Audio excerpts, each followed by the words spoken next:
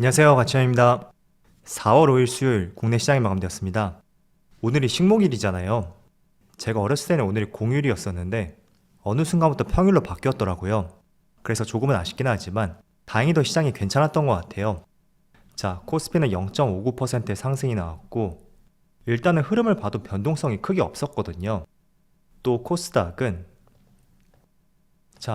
오늘도 1.7% 급등이 나오면서 이건 코스피보다 변동성이 더 없었죠. 그냥 오전부터 장 막판까지 계속 상승 흐름만 나왔습니다. 그래서 오늘은 시장이 전체적으로 괜찮았었고 여기 코스피 상위 종목들을 보더라도 파란불이 세 종목밖에 들어오지 않았어요. 그것도 0.9%, 1%를 넘지 않았고 반대로 어제는 조금 쉬어갔었던 2차전지 관련주들, 오늘은 또 정말 좋은 흐름이 나왔습니다. 그동안은 소재 쪽이 강세를 보였다면 오늘은 대형주, 배터리 셀 기업들의 좋은 흐름이 나왔고 그리고 코스닥도 마찬가지로 2차전지 기업들, 어제는 한 차례 쉬어갔었다면 오늘은 다시 한번 이렇게 강한 상승이 나왔네요. 이어서 코스피의 수급을 보면 오늘은 상승 흐름이 나왔지만 그래도 외국인의 적극적인 매수세는 아직 들어오진 않았고요. 기관만 나홀로 매수세를 보여주었네요. 또 코스닥은 반대로 코스닥 쪽에서 외국인의 많은 순매수가 들어왔어요. 그리고 기관도 순매수가 들어왔고요. 그리고 소폭의 상승이 나왔던 삼성전자, 다시 한번 1,000억이 넘는 매수세가 들어오면서 5거래일 연속으로 외국인의 순매수가 들어오고 있습니다. 그리고 SK하이닉스는 어제 외국인의 굉장한 매도 물량이 나왔잖아요. 오늘은 매도 규모가 조금은 줄어들었고 기관은 여전히 매수세가 들어오고 있네요. 그리고 삼성 SDI, 오늘 기관과 외국인의 양매수가 들어왔고 규모도 최근 한 달 내에 있어서 가장 많은 매수세가 들어왔습니다. 그래서 알려지지 않은 특별한 이슈가 있는지 모르겠지만 오랜만에 배터리 셀 기업도 좋은 흐름이 나왔다고 생각이 되고요. 그리고 에너지 솔루션도 마찬가지로 기관과 외국인의 양매수가 들어왔습니다. 자, 이어서 주체별 매매 동향에 대해서 살펴보도록 하겠습니다. 4월 5일 외국인이 가장 많이 매수한 종목은 삼성전자, 에코프로, 삼성 SDI, 에코프로 BM, 삼성전기, 2차전지하고 반도체 관련주 이쪽을 집중 매수했습니다.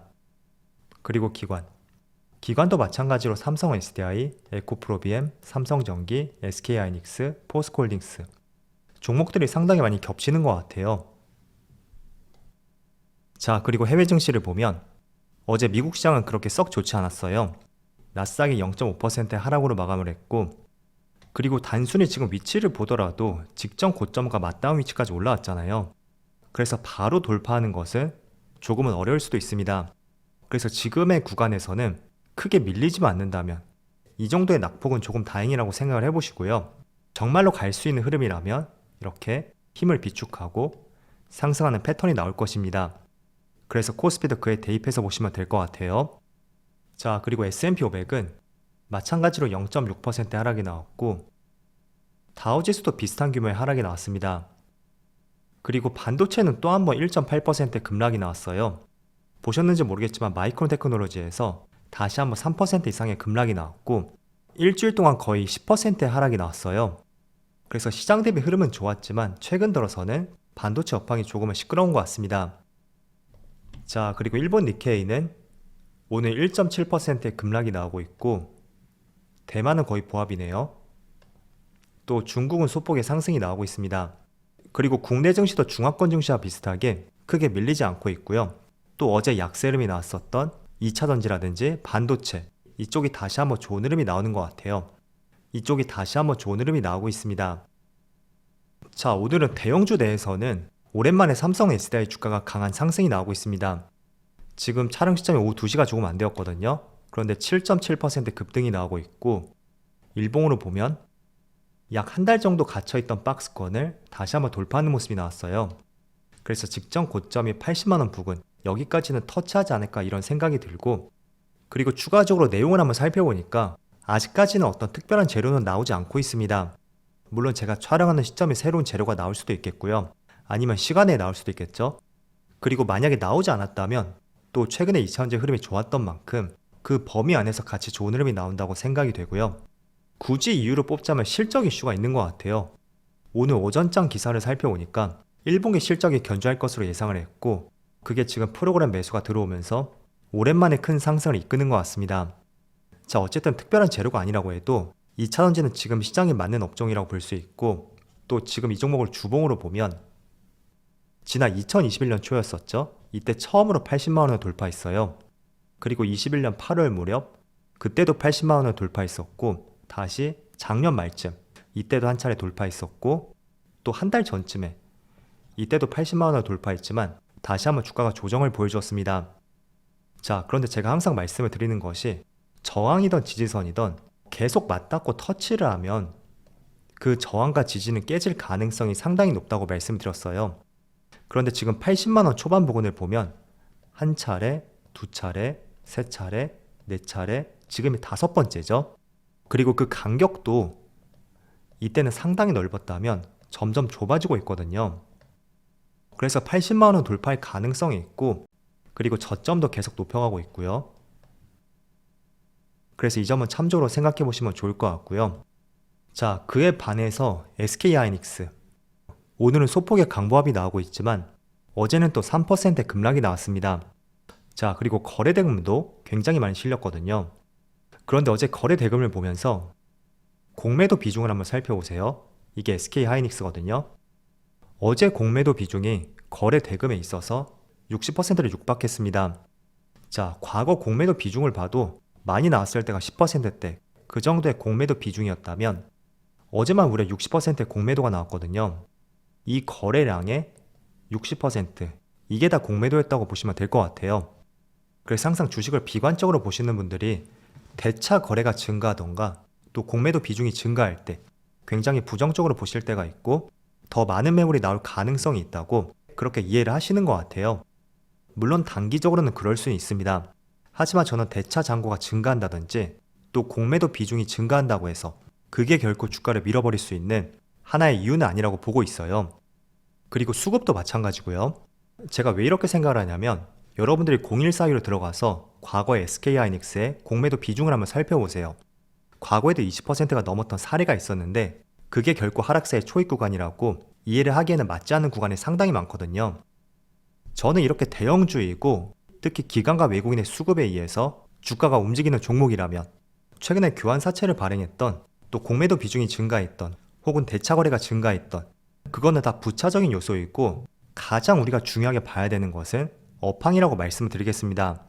그리고 그 업황이라는 것은 당장의 업황이 아니라 반도체 사이클상 6개월에서 9개월 정도, 그 뒤에 업황을 보는 것이 가장 중요하다고 말씀드리겠습니다. 제가 한 가지 사례로 말씀을 들어볼게요.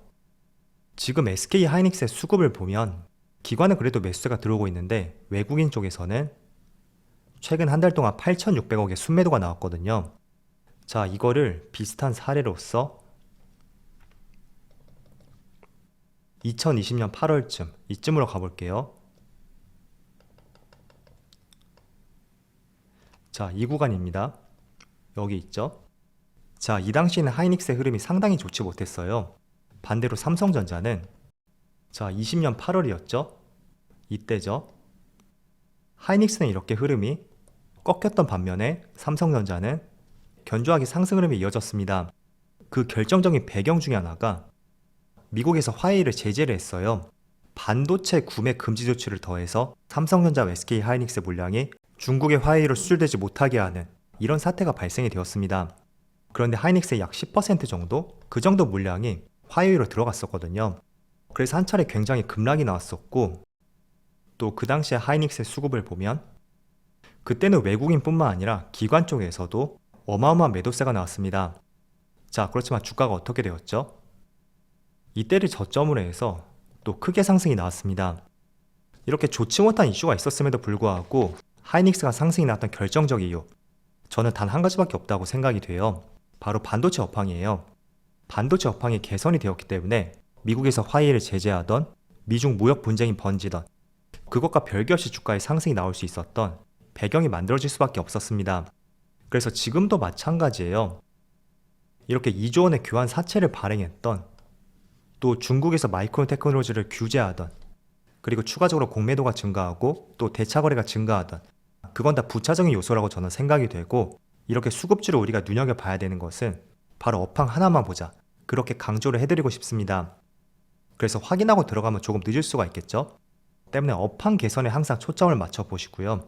이런 부가적인 요소들은 지금이 아니라 과거에도 계속 공존했었고 앞으로도 계속 나올 것이고 5년 뒤, 10년 뒤에도 계속해서 나올 것이에요.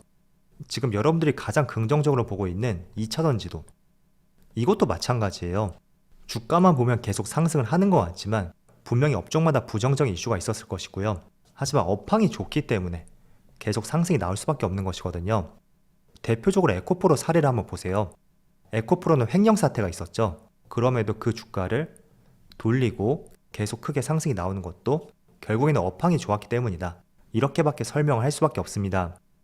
그래서 어제 공매도 비중이 상당히 늘었기 때문에 이전보다는 업황에 대해서 조금 더 강조를 해드리고 싶었고, 여러분들 투자를 하는 데 있어서 조금은 중심을 잡아볼 수 있는 그런 내용이 되기를 희망해 보겠습니다. 자, 오늘은 그래도 반도체와 2차전지 흐름이 괜찮았던 것 같아요. 내일도 좋은 흐름을 한번 기대해 보면서 오늘 영상 마치도록 할게요. 감사합니다.